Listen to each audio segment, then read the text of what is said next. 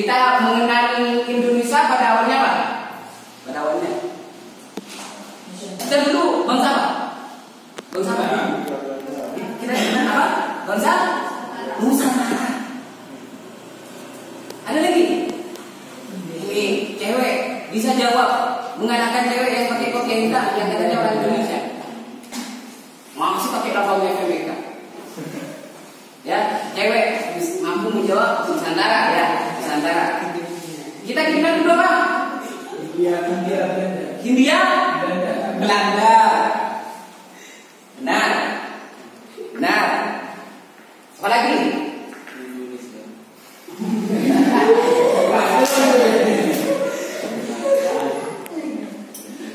Kenapa?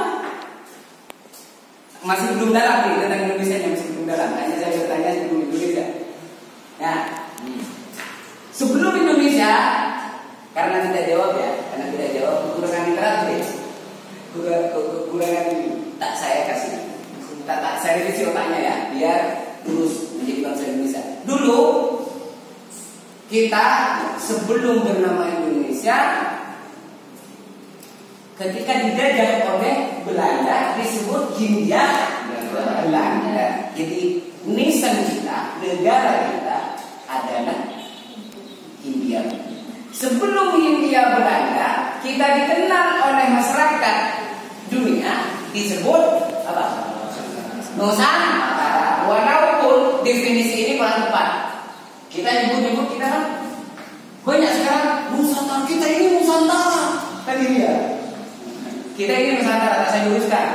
Mungkin lebih tepatnya begini. Ada 3. Pertama itu Nogoro Agung. Yang pertama itu Nusantara. Yang ketiga itu Monconegoro. Yang hari ini disebut Nusantara dan mancanegara. Kalau Nogoro Agung itu disebut pusat kerajaan, pusat kerajaannya Mojokerto, Jombang, sekitarnya, Jawa, gitu ya. Itu disebut Nogoro Agung, pusat kerajaan. Kalau Monconegoro ya, yang hari ini katanya dunia internasional, Amerika itu Monconegoro, masuk Monconegoro kan gitu ya. Malaysia itu masuk Monconegoro, Singapura masuk Monconegoro, Filipina masuk Monconegoro, Vietnam masuk Monconegoro, Turki masuk Monconegoro. Jadi sering Indonesia disebut Monconegoro, kan gitu ya. Hari ini, padahal dulu Monconegoro itu adalah negeri batas yang harus bayar terhadap Mojopahit. Disebut Monconegoronya adalah Madura, Bali yang harus bayar pajak terhadap Mojopahit. Nusantara itu adalah negeri luar, negeri batas yang tidak bayar pajak. Jadi seluruh Indonesia yang dulu itu bukan Nusantara. Apa? Bukan Nusantara. Tapi negeri luar itu disebut Nusantara. Hari ini itu bukan Nusantara. Yang Nusantara katanya adalah kita. Ini adalah Nusantara. Kesalahan definisi. Ini kita disebut Nusantara katanya ya. Nusantara. Orang India menyebut kita ini Dwipantara, negeri luar. Jadi orang India kuno menyebut kita ini adalah Dwipantara. Orang Cina menyebut kita dulu itu negeri Nanhai, negeri Laut Selatan. Orang Arab menyebut kita Jaziratul Jawi. Jadi semua Indonesia ini katanya orang Arab adalah Jawa. Terus kapan muncul Indonesia? Indonesia itu muncul kapan? Siapa yang memunculkan nama Indonesia? Terus Indonesia dari mana? Jangan-jangan kalian pergi barat, tapi berkiblat ke barat. Jangan-jangan begitu. Pergi barat kan? Tata pergi barat kan? Saya tanyakan, Indonesia berasal dari mana? Berasal dari bahasa apa? Bahasa? Benar. Salah. Terus Indonesia bentuknya dari mana? Dari orang Eropa Barat, seorang arkeolog, antropolog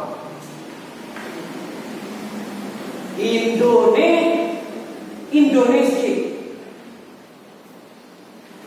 Makanya dulu itu ada partai yang disebut Partai Indonesia Party. Ini ngomongin Indonesia. Jadi Indonesia itu kapan lahirnya sih? 1885.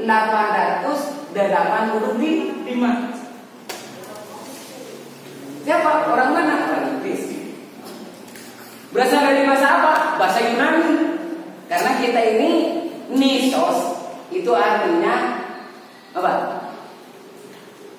Pulau-pulau. Karena Indi itu dinisbatkan pada India.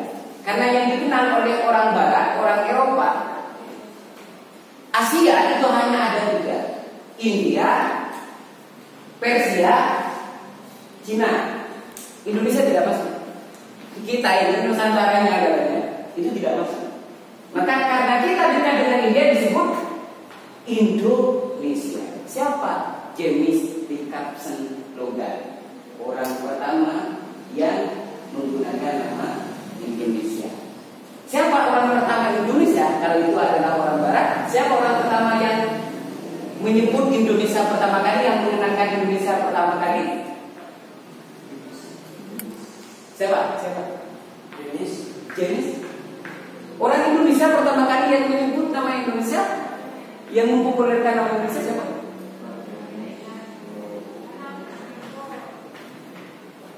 James Richardson Logan. Itu orangnya Pak, saya kan kasih tahu tadi orangnya Pak. Terus siapa orang Indonesia pertama? Ini belajar Indonesia atau belajar kabur ini? Ya, orang Indonesia pertama kali siapa? Ki Hajar Dewantara. Ki Hajar Dewantara. Gak tahu ini dibisikan atau gimana ya? Bes ya. Ini Ki Hajar Dewantara.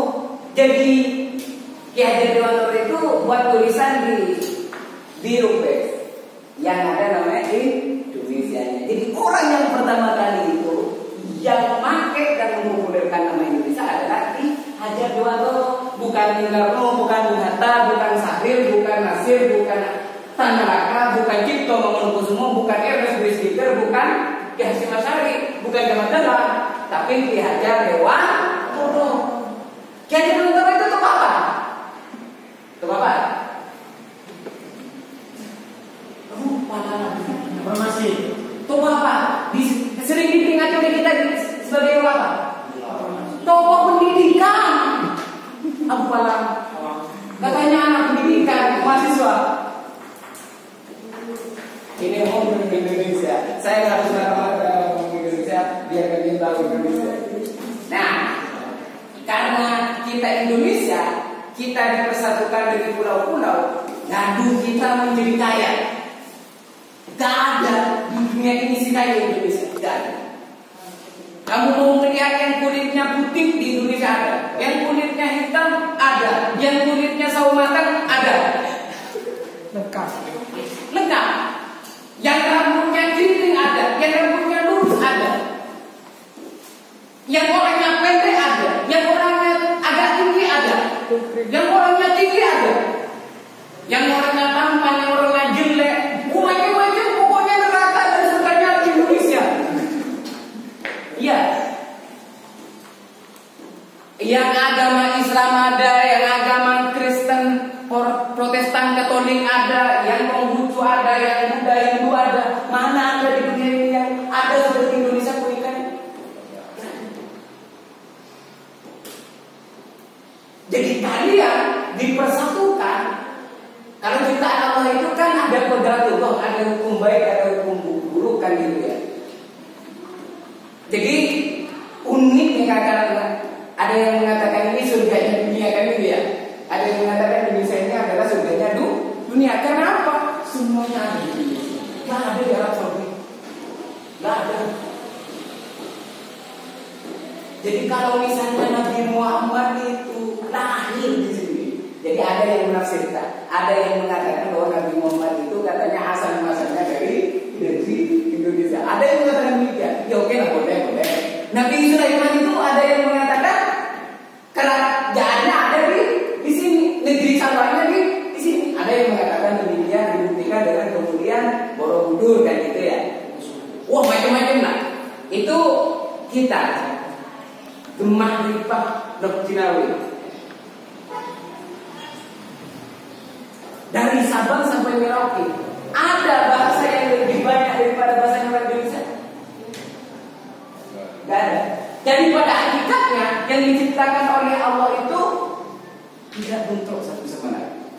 Hanya saja manusianya yang saling membentrokkan diri satu sama lain, sehingga berdatun tayyibatun wa rabbul wafudnya tidak akan ada. Untuk menuju masyarakat ini gimana?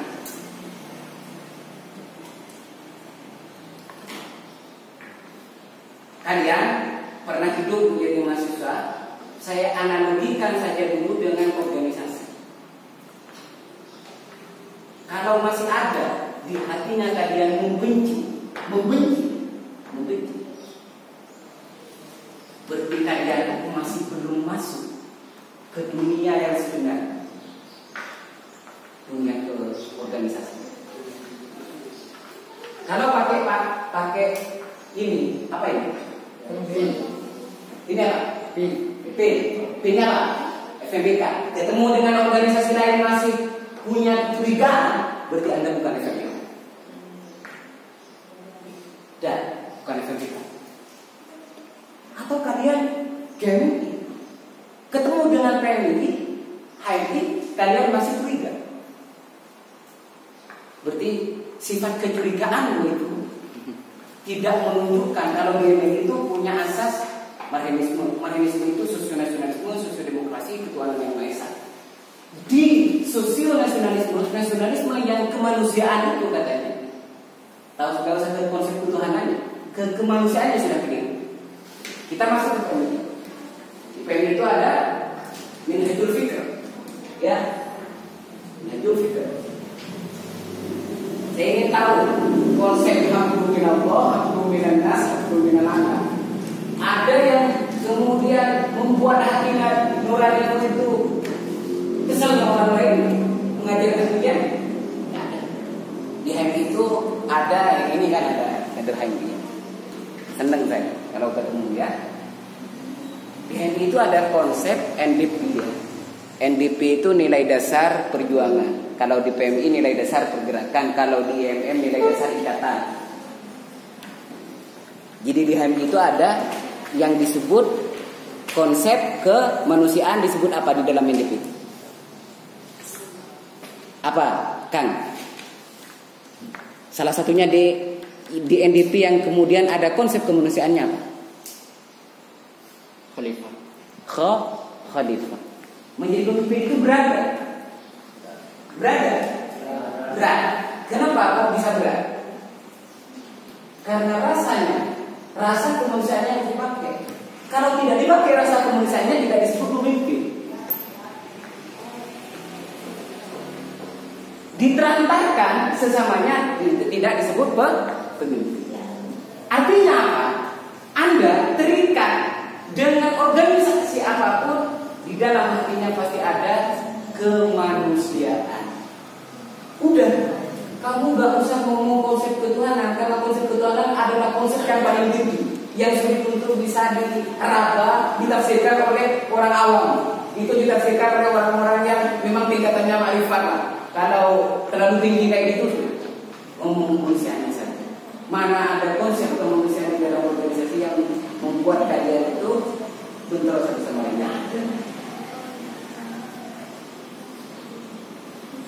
Itu masih belum masuk, saya kira, karena kalau tidak benar-benar belajar apa huruf tahu esinah organisasi itu yang seperti apa. Jadi NDP-nya seperti apa, NDI-nya seperti apa, atau apapun itu bunyinya seperti apa. Pahami, hafalkan.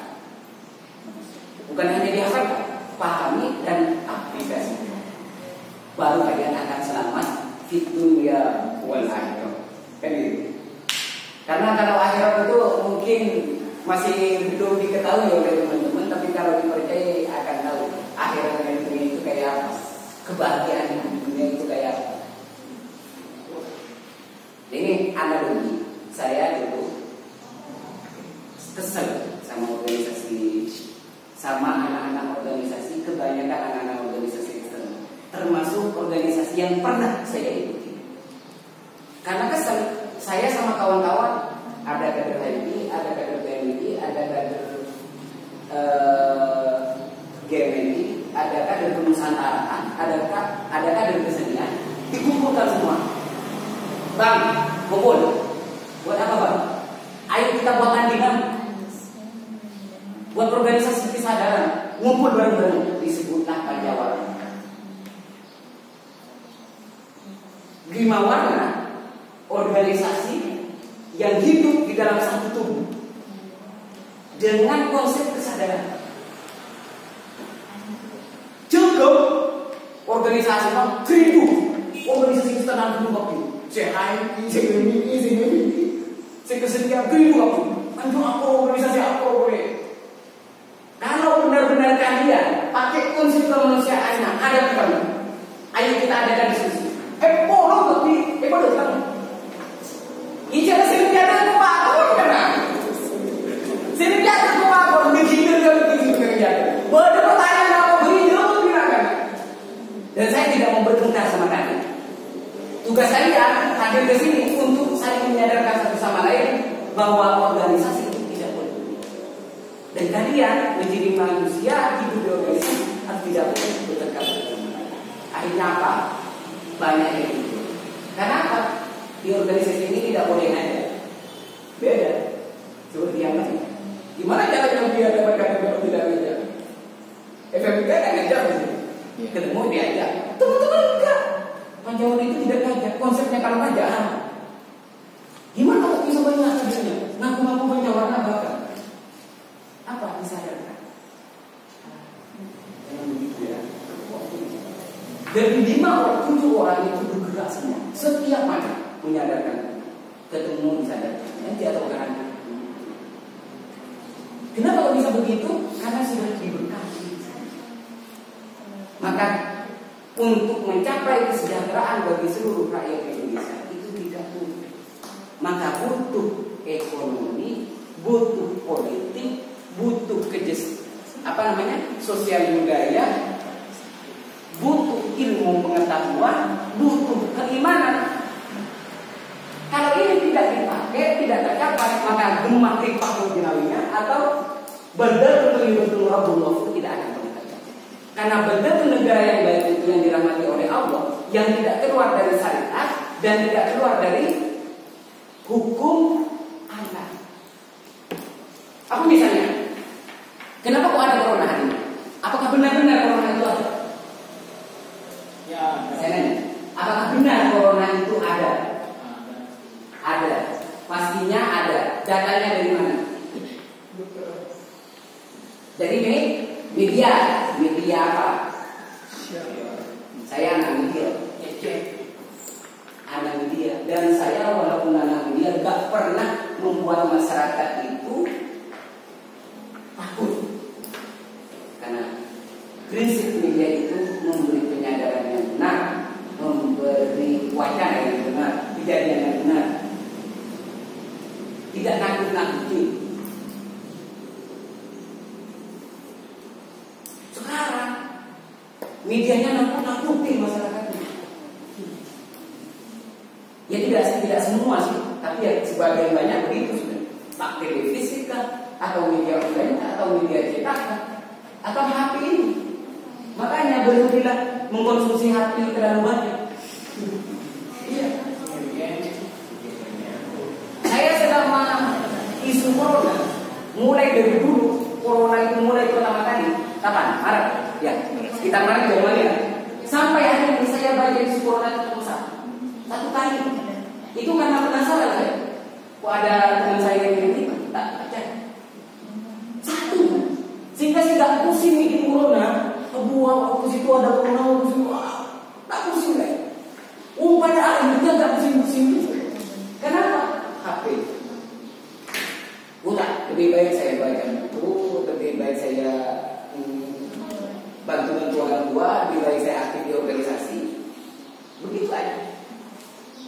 daripada sibuk-sibuk main HP dan bayar perusahaan-perusahaan besar. Apa? Download aplikasi. Kan itu bahaya loh. Kamu itu dibayar dan kamu bayar, kamu tidak dibayar. Kan itu enak itu ya perusahaan. Lah, untuk mencapai ke sana itu sulit. Karena kenapa? Kalian sudah tidak mandiri, bekal ilmu pengetahuannya tidak ada. Apalagi? Kekuasaan politiknya tidak ada. Apalagi?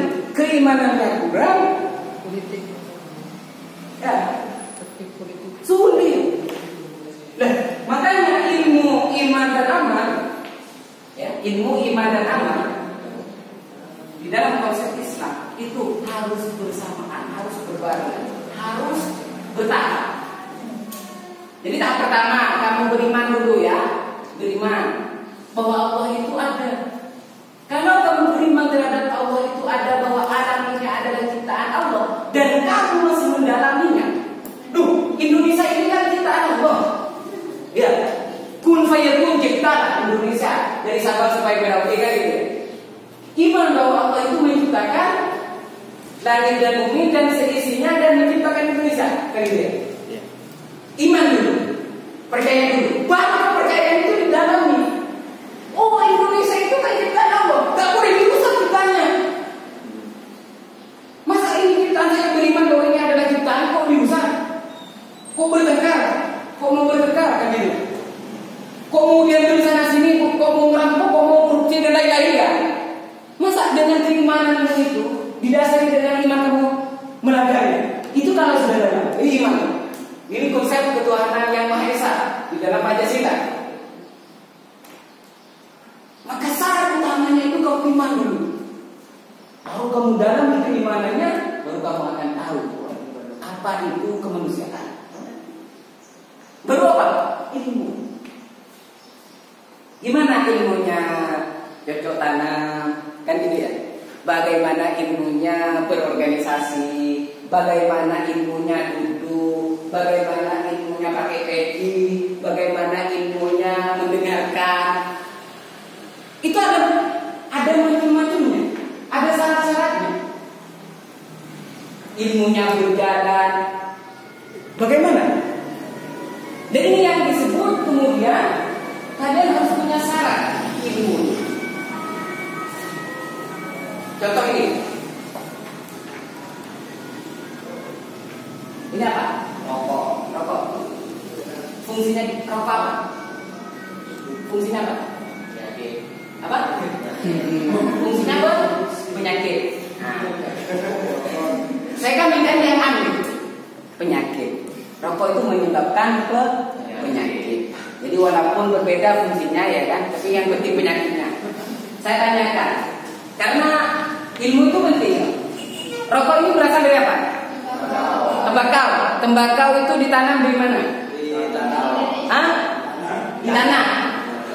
Mau hidup di mana caranya? Siapa yang nyiram? Manusia. Kalau tidak paham caranya nyiram, kira-kira tembakaunya bagus gak? Gak bagus. Kayak gitu. Gak bagus. Ada ilmunya kayak gitu. Saya tanyakan, rokok ini ciptaan siapa?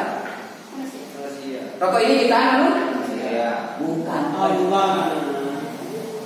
Kalau saya mau buatan ya benar ya. Ini buatan manusia.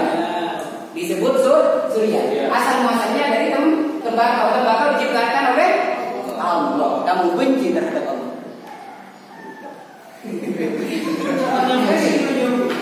Ini ilmu dan ini penting. Dan saya menghisap ciptaan Allah. Itu disebut sebagai manusia. Dia Allah ya, mau nyakanya ada si kocak.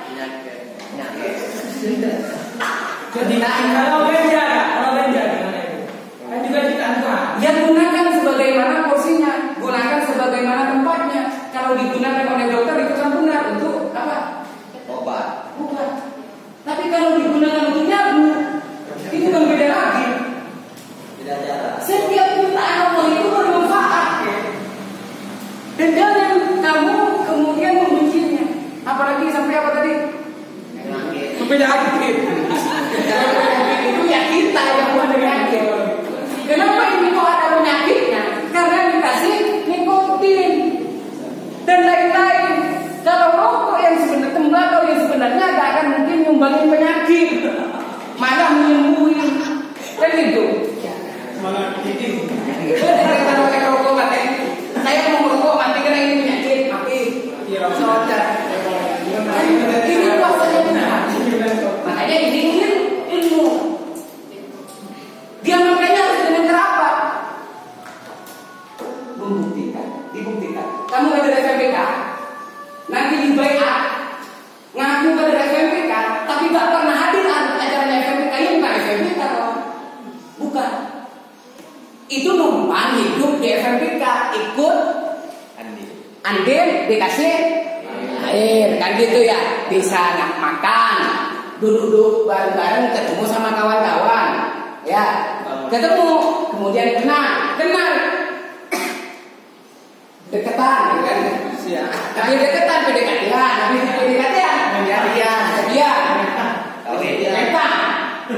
enggak, kan gitu? Gitu cuma. Itu tuh. Itu namanya panggil hati.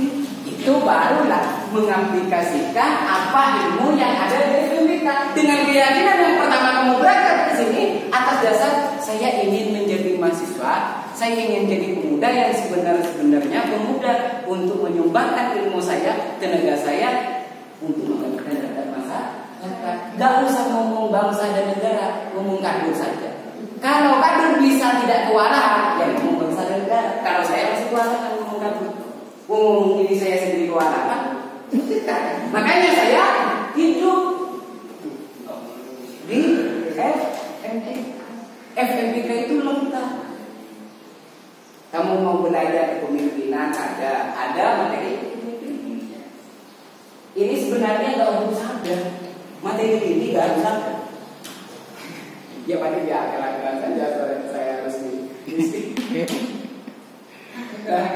ini ya nggak ada yang tidak bermanfaat, tapi bermanfaat semuanya. Yang penting kita pikirkan. Nah, kalau kita hidup atas almen FMPK dan kemudian tidak hadir di acara FMPK, ya ketemu ya paling sekali dua kali ya kan, biar ketahuan bahwa saya pernah ikut KAP begitu ya. Masa begitu? Ini seleksi alam. Kamu akan menjadi pemimpin itu diseleksi. Siapa yang paling sering menyumbang itu yang akan dipilih. Jadi kalau kalian tidak menyumbangkan, kalau katanya bunga apa untuk bangsa dan negara, kalau kamu punya bunga kamboja, berikan bunga kamboja terhadap ibu pertiwi. Sekecil bunga kamboja, kalau itu bermanfaat untuk ibu pertiwi, maka itu berikan. Ini analogi yang dipakai oleh Bung Karno. Apalagi kamu punya ilmu, punya semangat, punya materi yang ingin disumbangkan untuk ibu pertiwi, maka sumbangkan. Yang bisa menulislah. Yang bisa berpidato, kalau itu didengarkan oleh halayak, berpidatolah. Yang bisa menyumbangkan dengan materi untuk membangun bangsa dan tanah air ini, sumbangkan. Karena tidak semuanya bisa. Saya berbeda dengan ini. Karakternya pun berbeda, sifatnya pun berbeda. Walaupun sesama manusia, saya labelnya berbeda. Punya kapasitas berbeda. Ini kalau kapasitasnya yang paling disukai apa? Mas? Kerja apa? Yang paling disukai? Tidur. Yang paling disukai dalam hidup apa? Game. Kopi.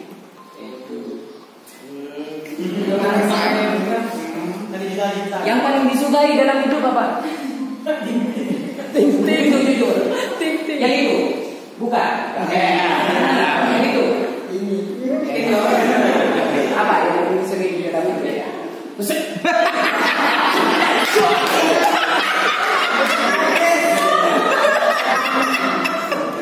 Nah, ini kenapa? Yang paling disukai dalam hidup itu kan kamu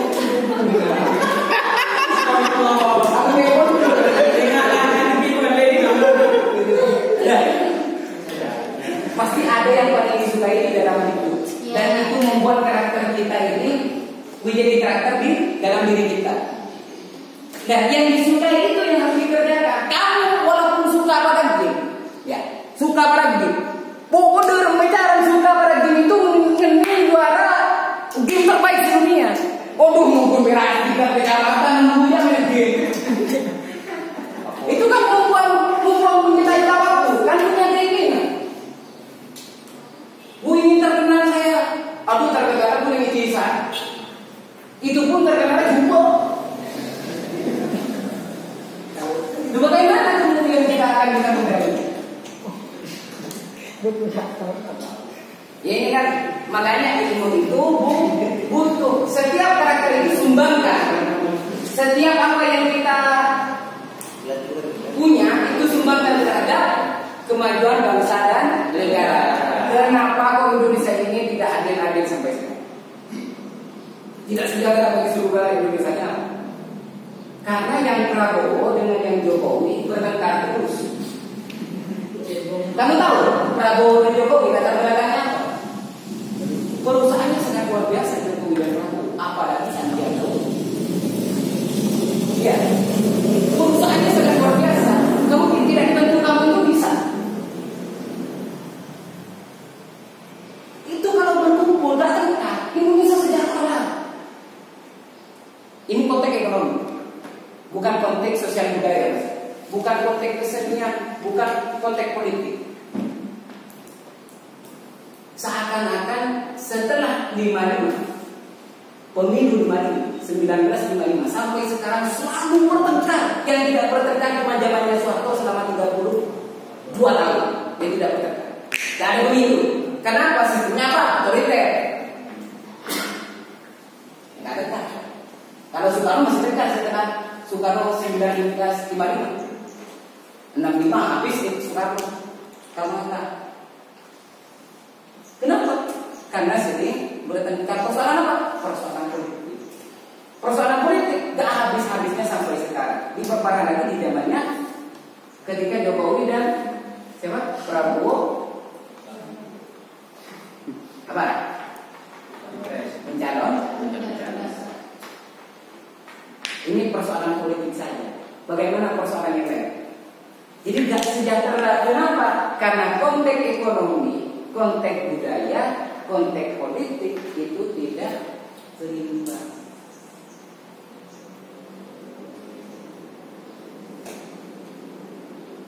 Diperparah lagi, yang paling esensial itu adalah konsep ketuhanan. Apa ketuhanan yang Maha Esa? Di Indonesia itu kenapa kok tidak mencapai masyarakat betul-betul betul-betul? Karena di Indonesia itu konsep ketuhanannya pun itu tidak ditakuti. Benar perkataan Salim Sa'id, Profesor Salim Sa'id. Kalau di Korea, di Amerika dan lain-lain itu ada yang ditakuti. Israel ada yang ditakuti. Kenapa kok maju mereka? Karena ada yang ditakuti. Di Indonesia kenapa tidak maju? Tuhan pun tidak ditakuti. Loh, bagaimana konsep Tuhan yang Maha Esa di dalam Pancasila? Nah, ini kan aneh. Berbanding terbalik, jangan ngomong kesejahteraan bagi seluruh rakyat Indonesia. Apalagi yang dirahmati oleh Allah Subhanahu wa Ta'ala, itu kayaknya jauh katanya kan konsep badan tadibatul rabbul ghafur itu adalah cita-cita. Kalau kita masih nyerangkah untuk mencapai cita-cita, caranya saja, bekalnya saja tidak didahului. Kita masih nyerangkah. Bagaimana menuju masyarakat berdatul ya betul rabbul ghafur katanya kan? Kita masih dalam kerangka. Ekonominya nggak jelas, politiknya nggak jelas, ini sosial budayanya begitu banyak kerusakan di mana-mana. Apalagi di zamannya kok corona.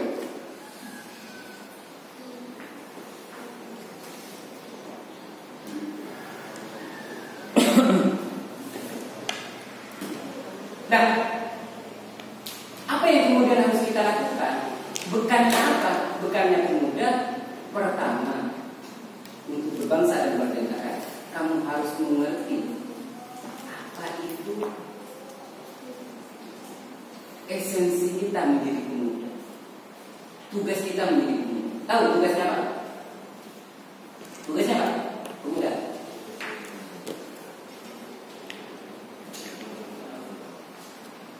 Apa tugasnya?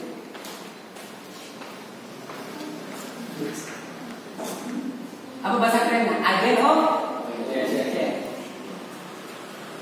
Apa jenisnya? Agent itu pernah merubah nggak di ruang kita masing-masing? Minimal di teman-temannya kita pernah merubah nggak? Ada yang dirubah dari teman-temannya kita yang buruk itu? Ada. Kamu berteman dengan siapa saja? Apa yang diperbaiki dari temannya? Saya berteman dengan maling. Saya berteman dengan rampok. Saya berteman dengan bajingan. Saya berteman dengan orang muta, orang ateis, dan anak muda semuanya begitu.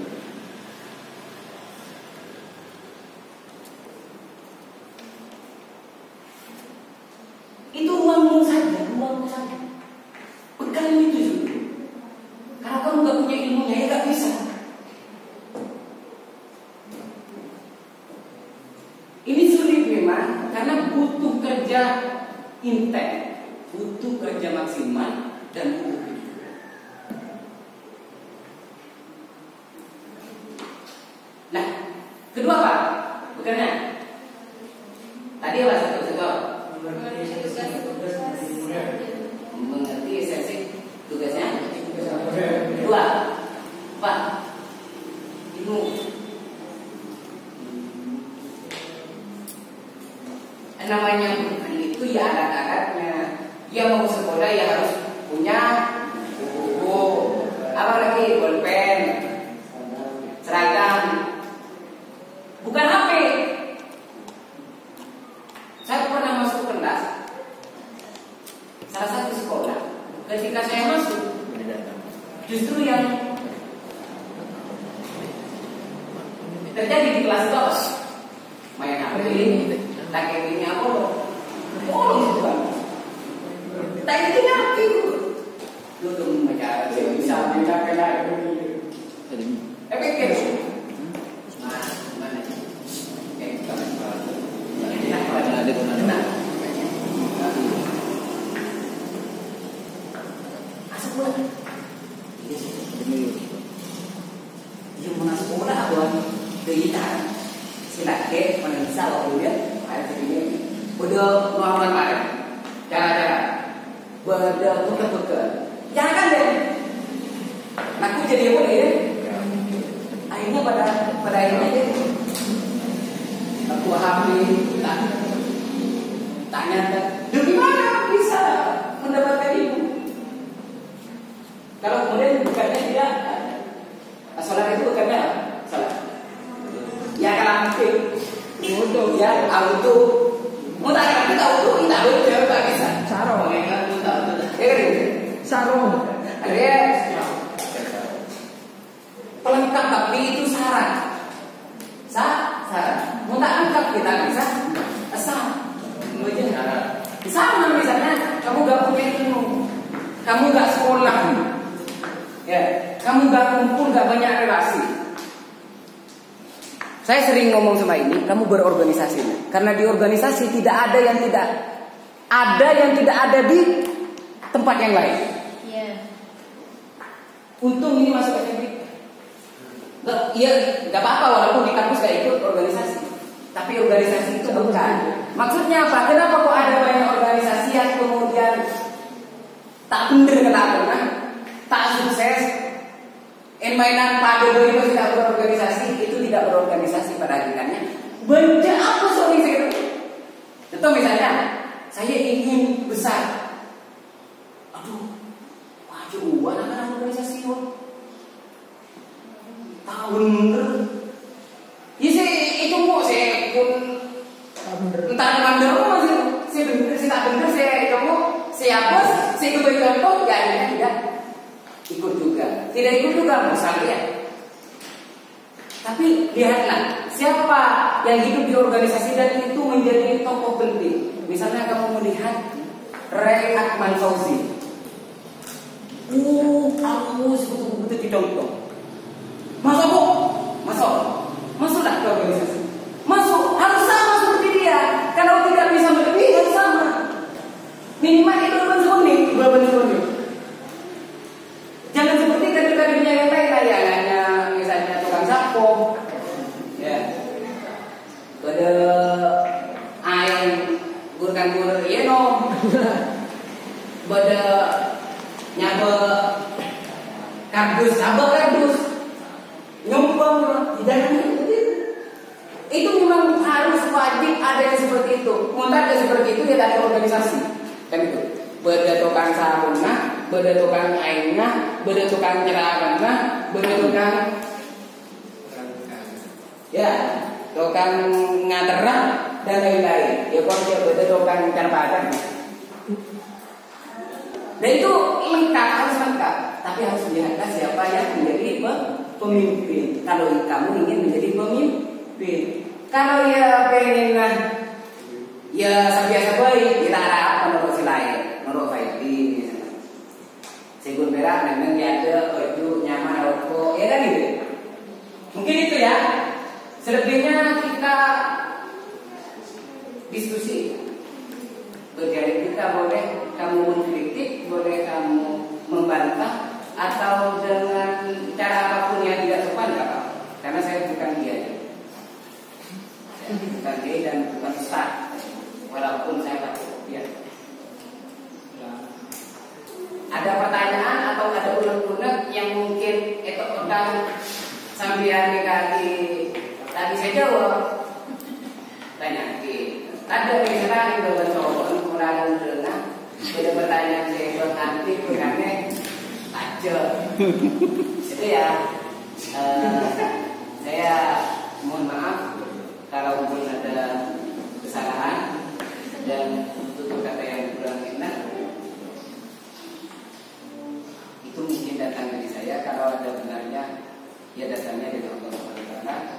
Dan Allah iyyakum billahi taufiq wal hidayah. Wallahu muwaffiq ila aqwamit thoriq. Fastabiqul khairat. Wassalamualaikum warahmatullahi wabarakatuh.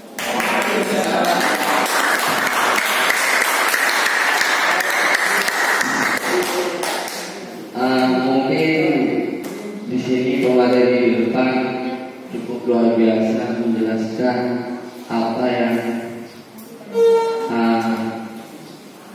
menjadi bagaimana kita mempunyai peran dan berbangsa yang baik.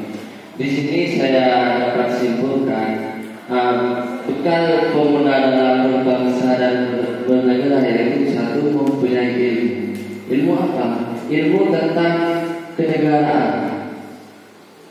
Salah satu contohnya itu mengetahui sejarah bangsa Indonesia. Dan selain itu harus memiliki ilmu tentang politik, ekonomi, dan sosial. Sebagai pemuda, maka harus mampu mempelajari dan mendalami dan menguasai beberapa hal penting di atas. Salah satu contohnya yaitu politik. Politik yang seperti apa? Yang sudah dijelaskan oleh pemateri.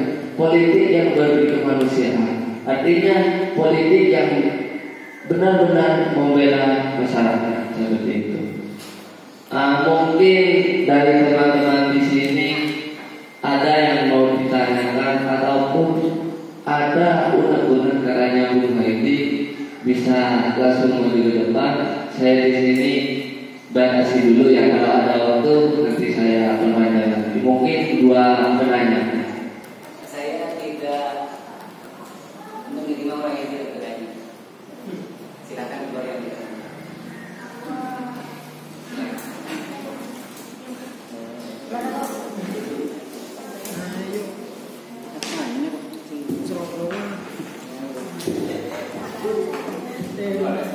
Bismillahirrahmanirrahim. Assalamualaikum warahmatullahi wabarakatuh. Waalaikumsalam. Tuh kudu ngalat dong ya.